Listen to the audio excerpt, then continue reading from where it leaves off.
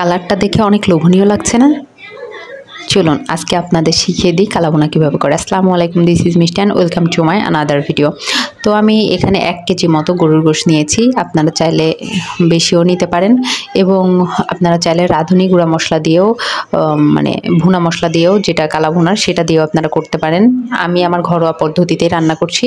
এখানে আমি 1 কাপ মতো পেঁয়াজ কেটে নিয়েছি এবং সেই পেঁয়াজগুলো মাংসের মধ্যে দিয়ে দিলাম এবং আপনারা দেখতে থাকেন, আমি একে একে দিচ্ছি, হয়তো আপনাদের উপকার হতে পারে। এর মধ্যে আমি একটু আদা রসুন বাটাটা দিয়ে দিয়েছি। এটা অপশনাল, দিলে দিতে পারেন, না দিলে না। আর এটা আমার সিক্রেট মশলা। আপনারা চাইলে রাঁধুনি যে হচ্ছে কালাভুনার মশলাটা আছে সেটা দিয়ে আপনারা করতে পারেন। তো এখন আমি এগুলোর সঙ্গে একটু মরিচের গুঁড়া অ্যাড করেছিলাম, যেটা আমি দেখাইতে মনে নাই আর কি, এখানে দিতে মনে নাই। তো আমি এর সাথে 2 চামচ সয়া সস দিয়ে দিচ্ছি, লবণ দিয়ে দেব। আর আমি যে মরিচের গুঁড়াটা দিয়ে দিয়েছি সেটা আমার ভিডিওতে দেওয়া হয় নাই, ওইটা আপনাদের টেস্ট মতো। আমি একটু ঝাল খাইতে পছন্দ করি তাই দিয়েছি, আমার বাচ্চা একটু পছন্দ করে যেমন তেমন করে করার চেষ্টা করেছি। এটা অবশ্যই হাতে মাখাবেন। হাতে মাখানো গরুর গোশত রান্নাও অনেক মজা লাগে এবং আপনি যাই করেন না কেন হাতে মাখিয়ে কোনো কিছু করলে অনেক ভালো লাগে। বাট যাদের হাত জ্বলে তারা অবশ্যই মাস্ট বি অ্যাভয়েড করে যাবেন, কারণ এর মধ্যে মরিচের গুঁড়া যারা খায় আর কি, তাদের জন্য একটু কষ্ট হতে পারে।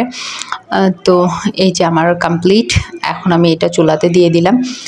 এখন এটা হতে থাকবে, কষাতে থাকবো এটা মানে যতক্ষণ আর কি। তো এর মধ্যে আমি একটা কথা বলে নিই, কালাভুনাটা হচ্ছে মোটামুটি অনেকেই পছন্দ করে। আমি কিছুদিন আগে কালাভুনা করব, একটা প্রোগ্রাম ছিল, এরকম চিন্তাভাবনা করেছিলাম, তো আমাদের এটা হয়ে ওঠে নাই। তো আমার বাচ্চা বলে কি, আম্মু আমাকে একটু কালাভুনা করে দাও, আমার খুব ভালো লাগে। তো আমি তার জন্যই করছি। আমি অনেক দিন আগে এই রেসিপিটা দিতে চেয়েছিলাম, বাট দেওয়া হয় নাই। আর আপনাদের কাছে রিকোয়েস্ট, যে কারোর যদি আমাদের ভিডিওগুলো ভালো লাগে তো অবশ্যই আমাদের চ্যানেলটি সাবস্ক্রাইব করবেন এবং লাইক কমেন্ট করবেন। আর যদি আপনাদের মনে হয় যে কোনটা ভালো না, আমার ভালো মন্দও যদি আপনারা বলতে চান, অবশ্যই কমেন্টে জানিয়ে দেবেন। তো এখানে দেখুন, কালাভুনাতে সচরাচর খুব একটা বাইরের পানি দেওয়া লাগে না, এমনিতেই ওই পানিতেই হয়ে যায়। এখানে আমি কালাভুনাটা অনেকটা হয়ে এসেছে। এখন আমি তেলে পেঁয়াজ, রসুন, সরিষার তেল এবং কিছু শুকনা মরিচ দিয়ে এটা আমি একটু ভেজে নিচ্ছি। কালারটা যখন চেঞ্জ হয়ে আসবে, একটু দেখবেন যে ব্রাউন কালার, একটু সুন্দর কালার আসছে, তখন এটা নামিয়ে আপনি মাংসের মধ্যে ঢেলে দেবেন। দেখুন কি সুন্দর একটা কালার আসছে। আমি এখন এটা মাংসের মধ্যে দিয়ে দিচ্ছি, কারণ এটা দেওয়ার পরে আরও কিছুক্ষণ জ্বালাতে হবে। আস্তে আস্তে ধীরে ধীরে জ্বালানোর হলে মাংসটার কালার দেখবেন একাই চেঞ্জ হয়ে আসছে। আহামরি কোনো রঙের কোনো কিছুর প্রয়োজন নাই। ধীরে ধীরে এটা মাশাআল্লাহ অনেক সুন্দর হবে।